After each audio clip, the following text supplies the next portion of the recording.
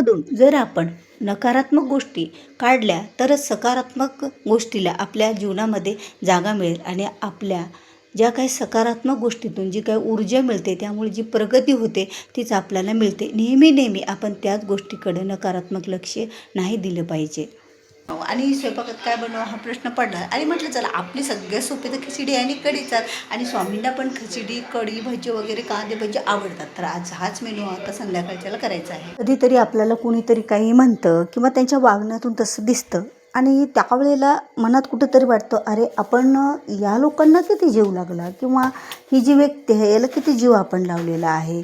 मग ती व्यक्ती बाहेरची असो का घरातली असतो, पण आपल्याकडं म्हणजे आपल्याशी जर ती वेगळ्या पद्धतीने वागायला लागली तर त्यावेळेला मात्र खरंच आपल्याला खूप मोठं थोडासा एक मनामध्ये विचार यायला लागतात. आणि त्यावेळेला आणि त्या विचारामधून म्हणजे कोणी असं केलं, माझ्याशी हे वागलं, माझ्याशी ते तसं वागलं, हे जे विचार येतात ना त्यावेळेला कुठेतरी आपण पण नकारात्मक विचार करायला लागतो. आणि मग विचार ज्यावेळेला करायला लागतो त्यावेळेला आपण काही पण आता कधी कसं असतं ना की पुढची व्यक्ती काय म्हणली किंवा तिनं आपल्याशी काय बोलली आणि त्यावेळेला तिचा तो विचार करत करत आपलं पण मन नकारात्मक होत जातं. आपले विचारसुद्धा कसे तरी वेगळेच होत जातात आणि जे विचार आपल्या डोक्यामध्ये असतात कारण दुसऱ्याचं वागलेलं बघून किंवा दुसऱ्याने आपल्याशी असं वागलेलं आहे ही भावना सतत मधामध्ये जर आपल्या मनामध्ये टोचत राहिली तर बरं कसं होणार. आणि त्यामुळेच तर मला असं वाटतं की नाही आपण यांचे विचार जर सोडले, यांचे विचार सोडल्याशिवाय आपल्याला कधीच आपल्या मनामध्ये चांगले विचार येणार नाहीत. मग जर वाईट विचार काढून टाकले किंवा कोणाविषयी दुसरीकडे आपण ज्यांच्याकडे दुर्लक्ष करायचं त्यांच्याकडे दुर्लक्ष केलं तर आपली खरी प्रगती होते. कारण त्यांच्याच विषयी विचार करणे तेच डोक्यात आणलं तर आपल्या काही गोष्टी आपल्याला जे आपले स्वप्न असतात किंवा आपल्याला जे घडायचं असतं किंवा काही चांगले विचार डोक्याचे आणायचे असतात ते विचार आपल्या मनामध्ये कधीच येत नाहीत आणि त्यामुळे कुठेतरी आपला हा लॉस व्हायला लागतो. म्हणून हा लॉस जर आपल्याला थांबवायचा असेल किंवा यातून जर बाहेर काढायचा असेल तर कधीही डोक्यातून आपल्याला लोकांचे किंवा नकारात्मक विचार बाहेर काढल्याशिवाय डोक्यामध्ये सकारात्मक ऊर्जा येत नाही किंवा विचार येत नाहीत. आणि सकारात्मक ऊर्जा जेवढी डोक्यात आहे तेवढं आपलं पूजेमध्ये आणि बाकीच्या गोष्टीत घरात सगळीकडे लक्ष लागतं आणि आपला चेहरासुद्धा तेजवान दिसतो आणि फ्रेश दिसतो. आणि आपण नकारात्मक विचार केले तर त्या लोकांचे डोळे पण असे खोल राहतात आणि बरेच काही त्यांना विचार करून दुसऱ्याविषयी स्वतःचा विचार करायला वेळच भेटत नाही. आणि जोपर्यंत आपण स्वतःचा विचार करत नाही ना तोपर्यंत आपली प्रगती ही कधी होत नसते. आणि आता इथे माझी खिचडी करून झालेली आहे आणि आता खिचडी मी लावून ठेवली कारण आज मुगाच्या डाळीच्या खिचडी सोबत मी त्यामध्ये काही कडधान्य भिजवलेले पण टाकले. कारण जसं की मूग, हरभरा, चवळी हे जे काही धान्य मेनू आहे तो आपल्यासाठी म्हणजे नेहमीची खिचडी करते तशी मी आज खिचडी नाही बनवली तर मध्ये भिजवलेले कडधान्य टाकून खिचडी बनवलेली आहे.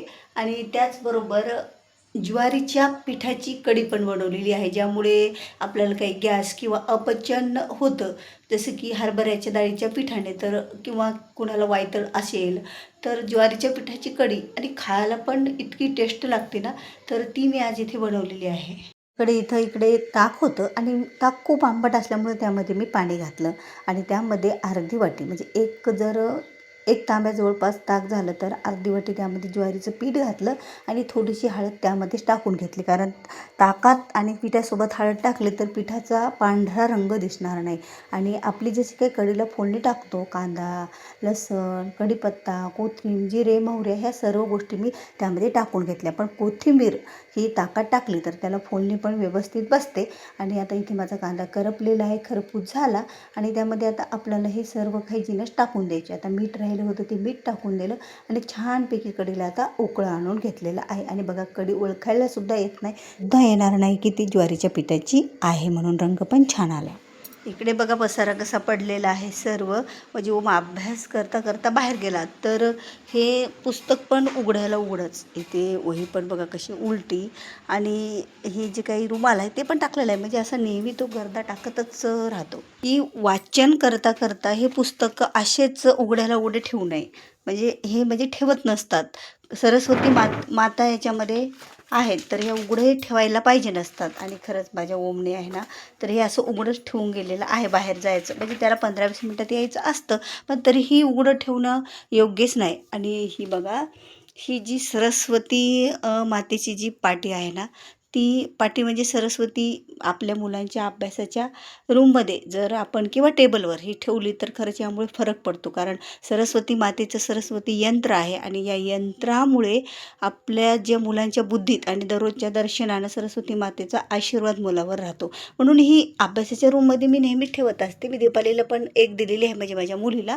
आणि माझ्या देवघरात पण तुम्ही बघत असाल नेहमी की मी एक ठेवलेलीच आहे सरस्वती मातेची जी पाटी आहे, ती पाटीवरच सरस्वती मातेचं हे चित्र काढलेलं आहे. म्हणजे आई शेवटी काही करतच नसते, काही चांगलं बनवा, पण कधी कधी बाहेरचे खाण्याची पण इच्छा होती. आणि ही तशीच आम्हाला आज पाणीपुरी खाण्याची इच्छा झाली आणि ओमने ती जाऊन आणली आणि आम्ही सर्वजणी ती पाणीपुरी खात होतो इथे मस्त टी पाहत पाहत. कारण रात्रीचं जेवणच हे आम्ही सर्वजण एकत्र करतो, नाहीतर दिवसभर तर कोणी इकडं गेलेलं असतं आणि कोणी आपापल्या कामाला